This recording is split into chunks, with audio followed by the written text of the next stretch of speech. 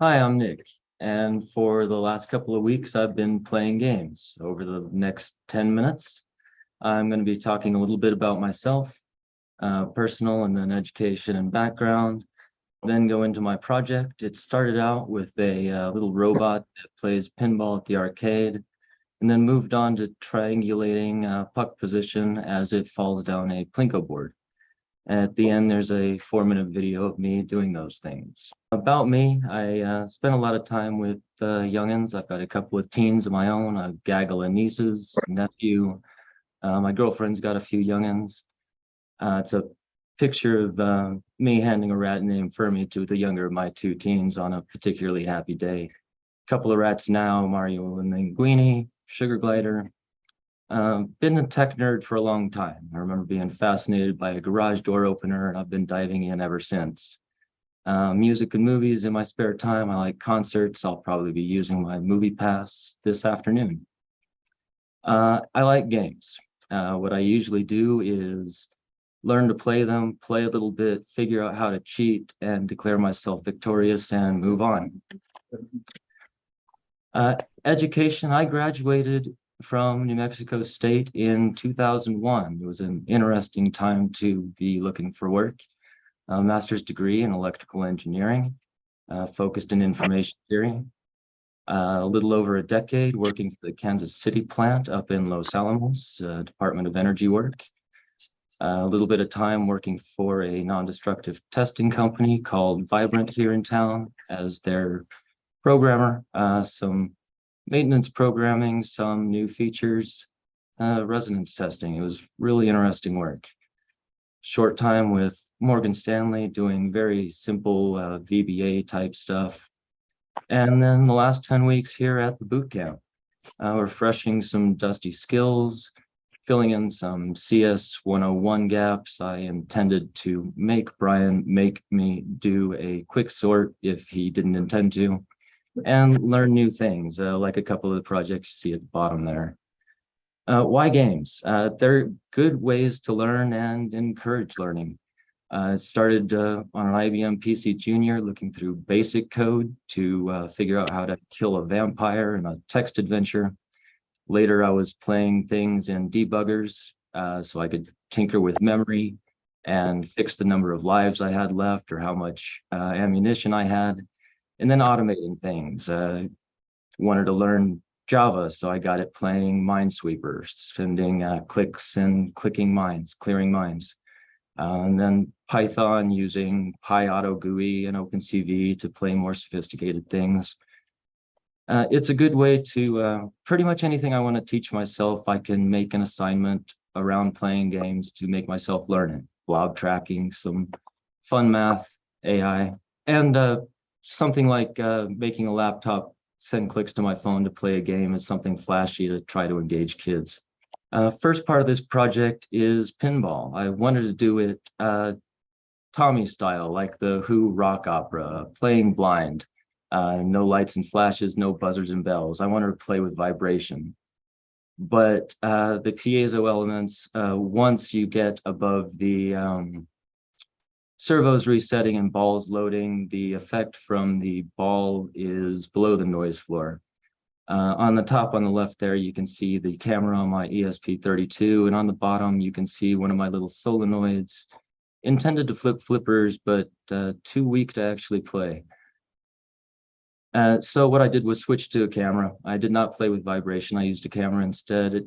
It became kind of a basic machine vision and control system, as opposed to vibration analysis, which is why I started playing Plinko.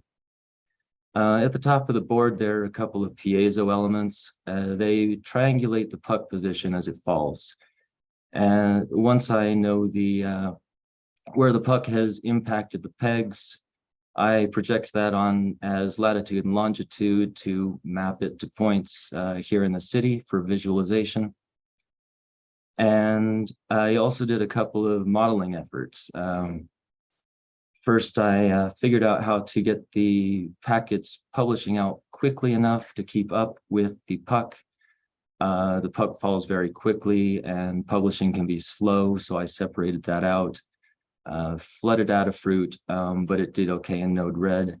And it gave me a couple of nice maps of the puck falling as if it would, as if the puck locations were city points.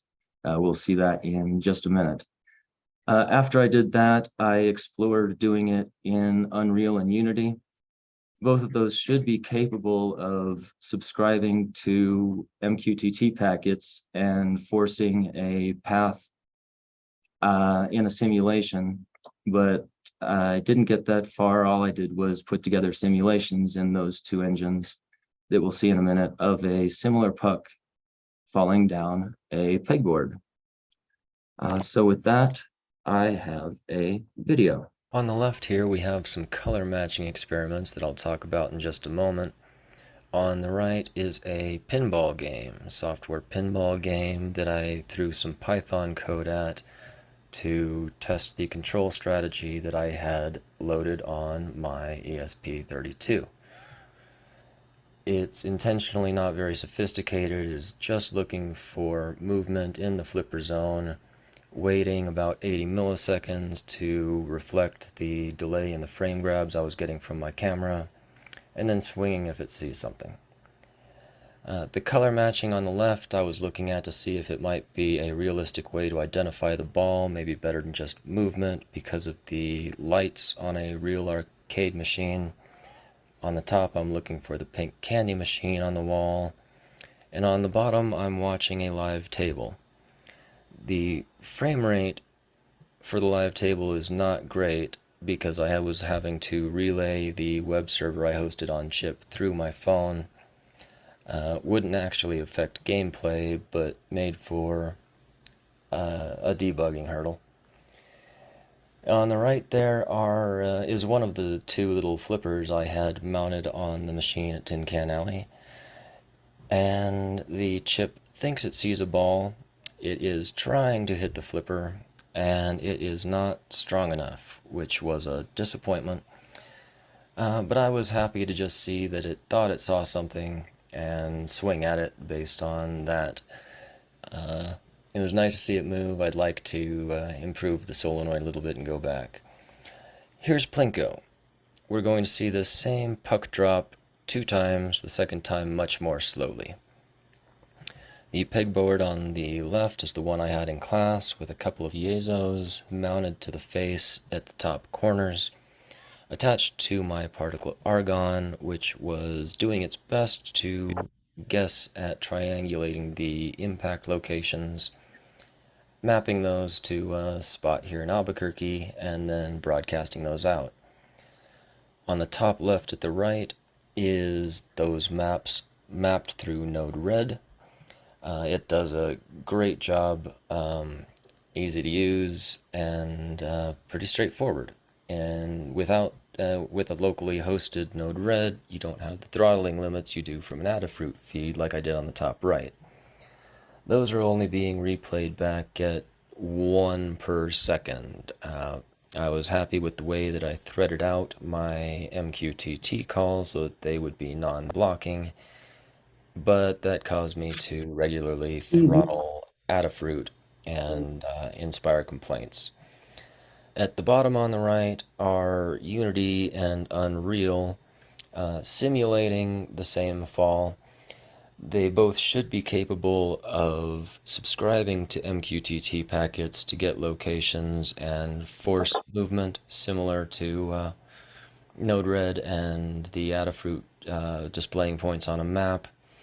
But I'm new enough to both of those that forcing a path based on a subscription was more than I could do this week. I was happy when I just had gravity going in Unreal and I wasn't falling through my pegboard in Unity. Yeah, so that's what I did.